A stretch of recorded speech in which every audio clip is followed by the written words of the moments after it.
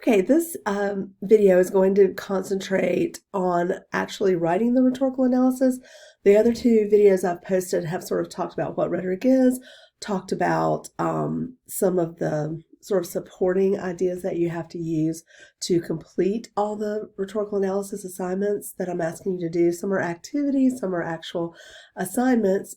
This video I'm going to concentrate mainly on the how to write the rhetorical analysis, things I'm looking for, things that will help you be successful with the assignment. So I'm going to click on the rhetorical analysis folder, and then I'm going to scroll down to this little area where I've got the handouts.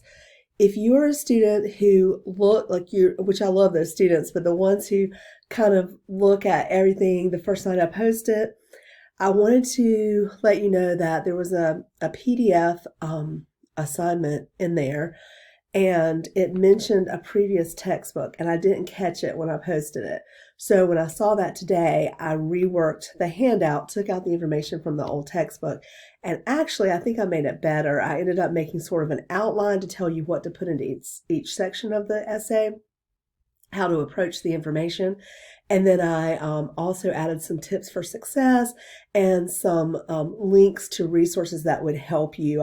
I found some really good Writing Center links from other universities that would help you if you were having trouble with the rhetorical analysis, or if you just wanted some extra support for that. So if you're the type of student who you've already read all the handouts, please just go back. And I believe it was the last or the second to the last in this list, and I've already deleted it out. But I've added sort of the same thing, but a better one in there. So I'm going to click on that one first. Hopefully this works. Okay, great, it did. So let me make it a little bigger. All right, so this is basically your guideline to success, your guideline to the expectations. And with any assignment I give you, especially for the major assignments, I give you this sheet. It's always surprising to me that some students don't look at it, they don't read through it, they don't really see what I'm asking for. But I really kind of try to think, hey, if I was a student, what would I need to be successful? And, you know, I'm gonna take a little drink. I've been talking all day. It's weird when you're home and you talk all day. Like, how does that happen? So this is a very specific assignment sheet. Okay. So to start with, I showed you, and we've talked about this in the other videos, but I sort of reset or rewrote the concept of rhetoric, and that is a rhetorical analysis evaluates the rhetorical strategies and appeals used and the effectiveness of an argument. You could also replace the word argument with message. It's sort of the art of persuasion or the art of communication. Rhetoric is the art of persuasion and a method for communicating a point. So the requirements for this, you have to write 2 to 5 pages, and that will not include the cover page and the references page. I'm going to post another formatting video for you, just where I take you through and show you how to do the cover page and show you how to do some things to, give you some pro tips on how to make sure it works. Sometimes doing the cover page can be a little tricky, and I just want to show you how to do that. I've done it forever, and I can hopefully help you get that done. I believe that Microsoft Word has some templates that you can use, but I'm just going to show you the old school way, how to take a blank piece of paper and make it work. And I sort of like my way, because sometimes when you use a template, you'll hit some glitches with that. So you may want to watch my video for the formatting. Okay, so again, the requirements are 2 to 5 pages. It has to be typed, obviously, double spaced. Don't put any extra spaces in there. With APA and MLA, you never put extra spaces. You just double space. Do 12-point font and Times New Roman font. These are all standards for MLA and APA documents. You want to use the correct formatting for APA citations, and you want to make sure the references page and the cover page are formatted correctly. And like I said, I'm not going to do that one. It'll probably be there in another day or two. By the end of the weekend, you'll have that formatting page, and you really won't need it until next week, because that's when you'll actually be working on your actual writing of the paper next week. Okay, here's an overview of the assignment. For this assignment, you're going to choose a persuasive argument. I've mentioned that in the other videos. It needs to be a scholarly article. I would certainly support and encourage you to use the databases in JCC and use the website Opposing Viewpoints. I was trying to think of what it was called. That sometimes has some things that are a little controversial, a little persuasive. I just don't want you to do like a fact sheet or an information only article, because those don't really try to persuade anything, and they're not using the art of rhetoric. So sometimes it's a little challenging to find something that's persuasive, but I have faith that you'll be able to find something. So I said this in another video, start with your annotated bibliography. And if you can't find anything there, then go do extra work. But if you already have something, there's no need to find an extra article if you don't want to spend the time to do that. Okay, now this part of the assignment sheet, I've sort of spelled out what you have to put in each section. So I didn't really put it in outline form, but I did a bullet point system just so you could see what I'm asking you to do in each section of the rhetorical analysis. I would also encourage you to go back and look at some of the student samples and see how other students have done this. The student samples are not perfect. You might see a few mistakes here and there, but they're close to perfect and they're very polished. So I think that'll help you. You want to always look at the student samples after you've sort of studied what I'm asking you to do. And once I've sort of explained what you need to do, then look at the samples as a resource, as a support to finishing your work. All right, so in the introduction of this paper, you can handle it two ways. You can do just a traditional introduction and have the attention grabber, some transitional sentences. Remember, we always talked about sort of the upside down triangle. You want to start off broad and then you want to narrow down to your thesis statement, or sometimes if you're doing persuasive writing, it would be a claim or a proposition. For this, you are going to need a thesis statement. But for the rhetorical analysis, sometimes students feel like they need to set up the idea for the topic or the idea for the background on the subject matter. So you sort of have two options. You can do the streamlined, just regular introduction, attention grabber, transition, thesis. Or you can start off with just some background about the topic. One thing I want to remind you of, and this is sort of like a pro tip. I always like to say pro tip. It's like I've been doing this forever. If you're ever, especially like this, you're analyzing one thing, you can't start off by saying in the article unless you've properly introduced and explain what article is being analyzed. So a lot of students make a really big misstep at the beginning and they'll start referencing, and I apologize, you're hearing my other computer. I need to turn it down or turn it off or something. And I apologize for that. But it's going to take me over. This is my loaner computer. My other one died. So just, I won't mess with it right now, but people are sending me emails, so I'll have to check those later. So going back to the introduction, you can either do the standard introduction or you can do a background paragraph and then lead into the standard introduction. If you choose that method, if you choose to give background topic information first before you go into the paragraph that's going to end with the thesis statement that mentions the article and gives all the information about the article, you cannot reference in the article or in this article or the author states. So you just have to be very careful. It's just an easy misstep that can happen.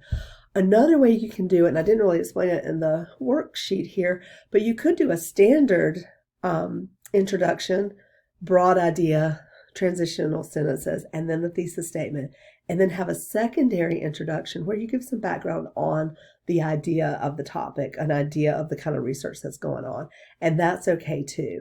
So I just wanted to give you some options. One's not better than the other. I think all of you will have different topics, different approaches to the topic, and then different types of articles. But I wanted to give you some choices on how to handle it. But just please remember, because it drives me crazy, if a student starts mentioning an article, but they've never written or introduced me to the fact of what article it is, who wrote it, what the title is, where it was published, or any of those key elements to the analysis. So, there's an old saying, like, you can't put the cart before the horse. So you can't mention something that's never been introduced. Okay, so with your thesis statement, and this is very important, your thesis statement must include the author, the title of the work that you're analyzing, where it was published, and the main idea. So that's where you give me the controlling idea for this whole thing. And since you're analyzing this one article, and you really only have to have one source for this, if you feel like in the background you need additional sources, that's okay. There's no rule that you can't have additional sources, but they're not required. Just the one source for the analysis. If you choose to bring in extra sources, then you're going to have to do very specific in-text citations, and you're going to have to show which author or which article you're referencing with each of those in-text citations if you have more than one source. If you only have the one source, then really you only have to put page numbers and the year after the author, and you don't have to repeatedly show the author's last name because there's just the one source, and you've established that in the thesis. So if you're confused about that, you can always email me, or you can ask in one of the meetings, to clarify that. All right, so that's the introduction, but please pay close attention to that thesis statement because it has to be very technically constructed. All right, so after you do the introduction, you're going to want to summarize the article. And this is a brief summary. Don't spend your whole essay summarizing the article because this isn't a summary assignment. But anytime you ask someone to understand your interpretation of something, or once you're analyzing something, you have to give the reader a little bit of extra information because you have to remember we have not read the article.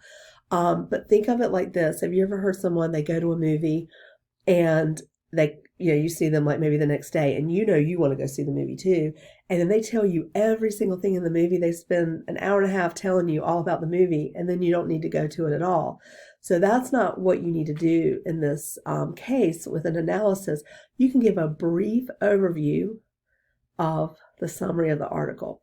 I put some little bullet points in here to help you know some things that you can include in the summary. So it would be, is the author credible? The background of the author. Sometimes at the end of an article, especially scholarly articles, it may mention where the author teaches, if they are a professor at a university, other things that they've written, where they work, different things like that. Sometimes it may mention what their main research category is or something like that. If that's available, you can include that in the summary. You can include things like who the intended audience is, what the tone of the article was, what the style of the writing was, the type of publication, the type of audience that would read that kind of publication. So you're basically trying to give your reader kind of a heads up of what happened in this article. Again, one paragraph, very brief. Don't spend all your energy on the summary because really this is an analysis more than a summary. Okay, the main part, the one thing that you've really got to get right on this is the rhetorical strategies. And those, again, I've said it in other videos, ethos, pathos, logos, and you want to have a separate paragraph or a separate section because some students may decide, hey, I'm going to do 2 paragraphs on ethos, 2 paragraphs on pathos because they have a lot to include, or they want to separate in a certain way. But you want to handle these things separately. I don't want to see just one paragraph where you've just kind of thrown everything in like a big salad into one paragraph and I'm having to kind of sort through it. So you as the writer, you need to show organization and you need to be cohesive, and you want to sort of unify the ideas in their category. I've put ethos first, pathos second, logos third, but there's no rule on how you should show those rhetorical strategies. It really needs to depend on what article you're referencing and analyzing, and also what is the strength of that article. So I often tell students, if your weakest part of that article, and there were very few pathos, don't lead with that because that's not showing the strength of your analysis or the strength of the article. So I would say if pathos is the weakest, you would want to maybe sandwich it in the middle between the other 2 rhetorical strategies or put it last. So, obviously that's your choice. But sometimes in an article, or even if you think about how we communicate, there may be more emphasis in a different category. So if your ethos is the strongest one, you may want to start off with that one. And then let's say logos is second, maybe end with that one, sandwich the pathos in between, or ethos, logos, and then pathos last. But don't lead with the weakest. Let's say in your article that you don't feel like that author really addressed one of the rhetorical strategies. Let's say you didn't feel like there was a lot of logic in there. Let's hope a persuasive article is not free and clear of any logic. But let's say you didn't find any logic. One, I'm going to question that because I feel like any message has some attempt at logic. Now, you may find that the attempt at logic was weak or just a little sprinkle of it or something. You still have to analyze that, and you still have to treat it with the same energy that you do the other rhetorical strategies, the appeals. We call them appeals or strategies. So a lot of students will maybe just do ethos and pathos, and then when I grade it, I'm like, hey, what happened to a third of the main part of your essay? And they'll go, well, there was nothing in that in the article.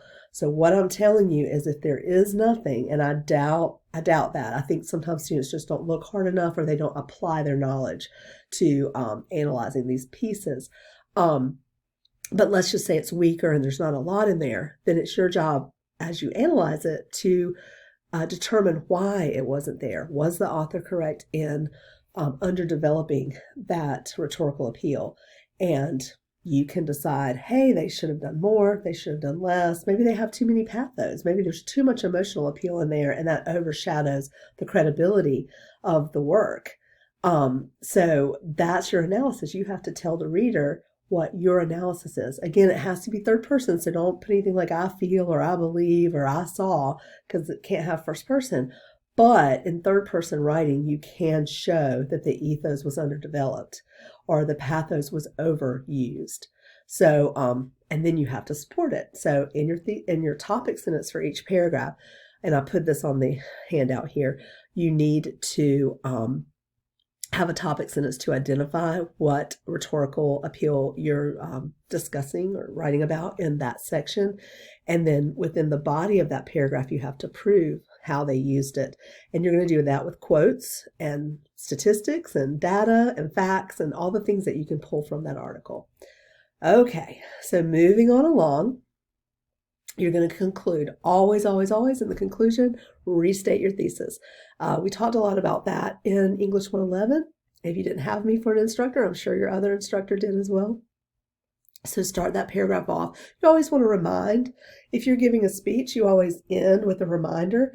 If someone comes to your house to visit for the weekend and on Sunday, you're kind of showing them out or you're walking them to your car, you always remind them, thank you for coming, or I appreciate the visit, or something like that. So you're sort of wrapping it up. And the best way to start that is to restate the thesis statement. Some other things you can include in the conclusion. You may want to reiterate whether the claim of the article was substantial or if it was proven. You could indicate if there was enough evidence, and you're just basically wrapping it up. I always believe that conclusions can be very brief. You don't want to rehash every single thing of the essay, and you don't want to introduce anything that's new. So you're just basically wrapping it up quickly and then moving out of the essay. All right. In this handout, I've given you some tips and strategies for success, and I tried to think of everything that I see a lot of students make errors with, shortcomings, things that make them have a lower grade. So I'm going to go through these with you. Bear with me. All right. First of all, we want to have, just like I said, a topic sentence and a main idea for every paragraph. And that's because you have to clue in the reader what rhetorical strategy or what is happening in that paragraph. So with rhetorical appeals, you want to mention specifically, please do not put me in a riddle where I'm having to figure out what you're trying to write. If it's midnight and I'm trying to grade something, I'm not up for an escape room situation. I want to be able to know exactly what you are trying to tell me. And so sometimes you have to actually phrase that. So especially with rhetorical analysis, you have to show the reader which appeal is going to be featured in that section. And then you want to include that in the main idea. So sometimes, let's say pathos was underdeveloped. You could write something like, in Smith's article, he had an underdeveloped pathos appeal. However, there were two key points that he made that used emotion. And that tells me, hey, there are two things that this writer is going to explain to me coming up in this paragraph. But you've also clued me into the fact that the author didn't really feature those pathos that strongly in the article. So you want to kind of give me a heads up of what's happening in that paragraph. All right. If you feel a little sing-songy with using logos, pathos, ethos terms over and over and over, then I would suggest using some synonyms. For logos, use logic or reasoning, or look it up in the thesaurus. You have an electronic thesaurus in your Microsoft Word program, so just hit that thesaurus and find some other words to use. I think it's probably best to use the actual term in the topic sentence and then sort of interchange the synonyms throughout the paragraph, but always remind the reader, what you're explaining specifically. You don't want to define what each rhetorical appeal is. You're writing to an academic audience, and academics understand rhetoric. That's something we all study in undergrad. You're doing it right now, so by the time you finish English 112, you're very seasoned with the terms. And in 111, we sort of mentioned it some. Different instructors handle it differently. Some really emphasize it in 111, and some just mention it. But there's no need for you to define things. That is not your job. You're not the dictionary. And sometimes it can seem a little condescending if you write to the point of trying to show that you have to explain a simple definition to the reader. That doesn't come off well in an academic document. So if you feel that you need to give some context clues to the idea, that's okay. So the writer uses logic to indicate reasoning in the essay. So that way you've already told me, and I'm smart enough as an academic to pick up on those context clues. All right, include context clues, like I just said.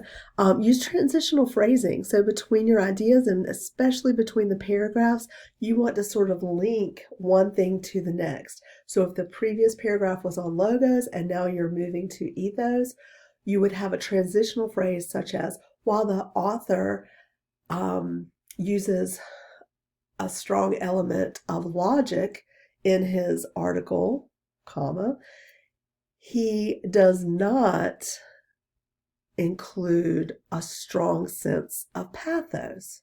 Okay, so that tells me, leading into this, it's going to mention pathos. We just read about logos. Now we're going to go into pathos, and the writer has already told me there's not a strong sense of pathos in this article. So transition, move on. So you're kind of linking the experience and you're overlapping it.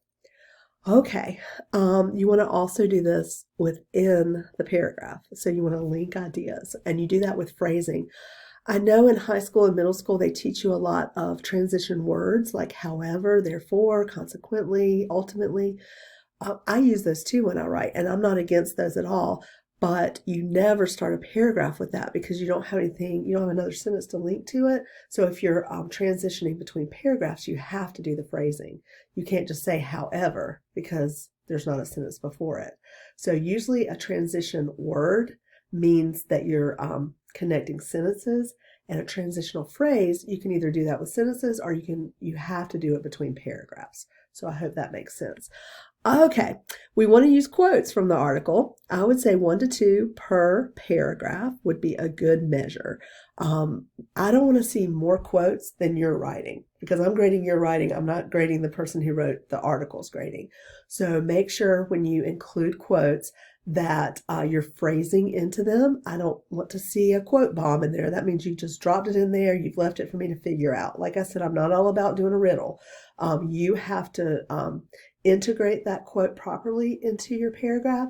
And to do that, you have to phrase into it. So according to Dr. Smith, many patients were emotional when they found out. Or according to the veterinarian, Dr. Williams, he indicated that pet owners feel emotional when, and then you'd have the quote. Um, so I hope that makes sense. But you should never, if I see a quote in there with just quotes and a citation, you're almost not getting credit for that quote because you didn't include it properly. With academic writing, you have to integrate things. You have to layer things. It's almost like you're weaving a blanket or weaving a tapestry of some sort. You're building something. So you have to weave one thing into the next. Okay. Don't saturate your paragraph with quotes. I sort of said that, but a lot of students just think, hey, she's going to be really wild if I put a 6-line quote in there. And it could be further from the truth. Like if I see a 6-line quote in a 3-page essay, I'm like, that student hasn't tried hard enough to figure out what part of that quote is the most important. And also the students try to fill pages and not really giving me any of his or her own writing.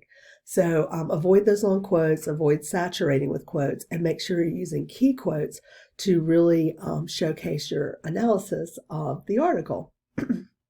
Okay. What else is on here? Layer your distribution of information. I've said this in class before. I said it a lot in English 111 if you had me for that class. But if we had, this is one bad thing, if we had the class in person, a lot of times what I do is I bring in Oreos and we talk about a sandwich. And so whenever you're including a point in an essay, you want to start with the top cookie. And that way you're just setting up the idea, hey, it's a cookie, or, hey, here's a point, and you set it up. The middle part of the Oreo is really creamy and good and sweet, and it's like the sweet spot of the cookie. And that's your quote or your fact or your data, your statistic, whatever you're going to use to prove your point. That goes in the middle. And then you need a third sentence to actually explain and tie it in to the rest of the paragraph. So really each point that you make is sort of a 3-step process. You set it up, you give the actual quote or the actual fact from the resource that you're using, and then you come back in and you explain it and you apply it. So you have to do all those things, or it's not really, we're not throwing things in. We're just throwing quotes in, and then I, as the reader, am supposed to figure it out. That's just not the way it works. And really, as a writer, if you're going to be a good writer, you need to be a proper host for your reader. So you need to make sure that you're explaining everything properly, tying it in together, and having it make sense. Okay. Use your Seagull Handbook. A lot of you guys are not using it, and it is a guide. It is a resource that you should open. There's a whole section on APA. They've got it sort of in sections, bold-faced. You can look things up, and you can see what the standard is for the APA formatting.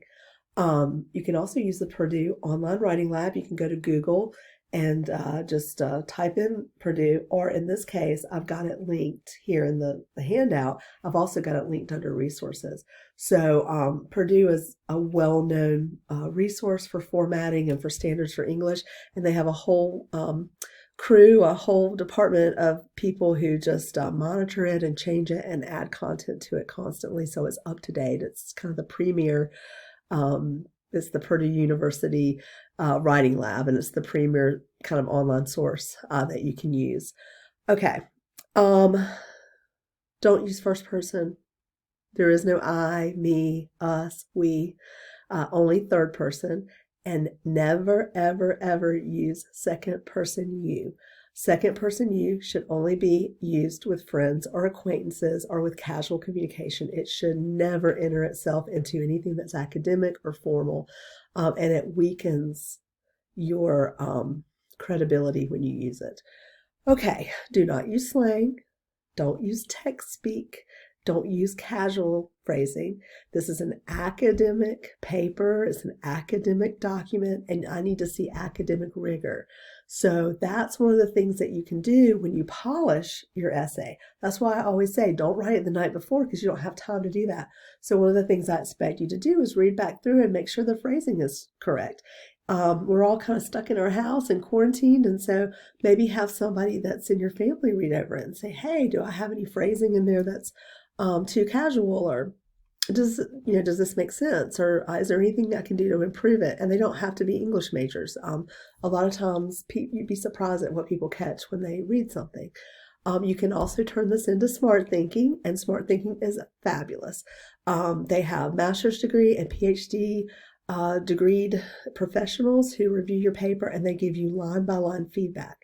The only thing I will tell you is they usually say it's 24 to 48-hour turnaround to get your document back with feedback. We are in a quarantine situation where a lot of students are using a lot of online resources. So it may take that 2 days to get it back. So if your paper's due at 11:59 and you turn it in that morning, it's likely that you may not get it back. So I wouldn't chance that, especially now that everybody's online. Okay, here are your resources. Purdue, I made it easy. I even if you can see here, rhetorical situation, I did the work for you at the search bar and actually typed in rhetorical situation or rhetoric to find that for you. So I've linked you straight into the rhetorical section of Purdue OWL. I found a really good source with the NC State website, and this is sort of like a tutorial handout on rhetoric and writing a rhetorical analysis. And then I really liked this one. This is from Texas A&M. And I'm just going to punch on it real quick for you so you can see it. I really liked this one because it had a lot of good information, very simply stated and easy to follow. And it just sort of goes through and tells you how to build your paper. And so I would say read my assignment first, but then use these resources to improve upon what you're writing. So I hope this helps. If you have any questions, bring them to the meetings. We're going to have some Zoom meetings in the next, well, one's Friday, and then we'll have some more in the coming weeks. And also email me if you have any questions.